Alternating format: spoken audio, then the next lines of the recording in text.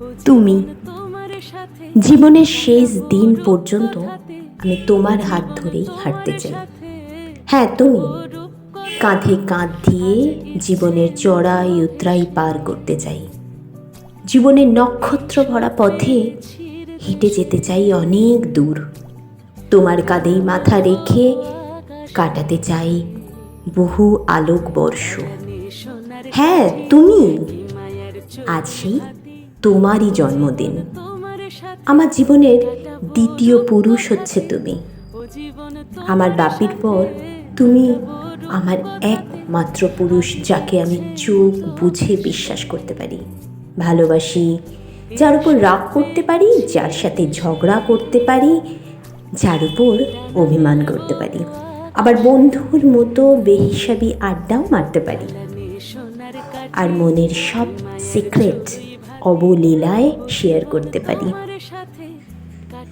মুখে কোনোদিন ভালোবাসি তুমি বলোনি,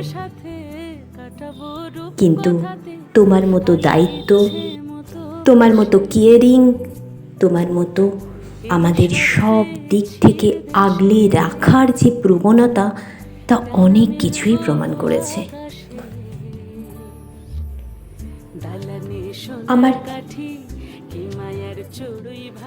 তোমার সব কিছুতে হার না মানা, অন্যায়ের বিরুদ্ধে রুখে দাঁড়ানোর যে প্রবণতা, বলা ভালো যুঝে চলা, তোমার লড়াই, তোমার অক্লান্ত পরিশ্রম আমাকে নতুন করে তোমার প্রেমে পড়তে বাধ্য করেছে, আমাকে মুগ্ধ করেছে বারবার। যখন তোমার প্রেমে পড়েছি তখন আমি অষ্টাদশী, কিন্তু আজ এত বছর পরে জীবনের মাঝ আকাশে দাঁড়িয়েও তোমার প্রেমে পড়ে যাই বারবার।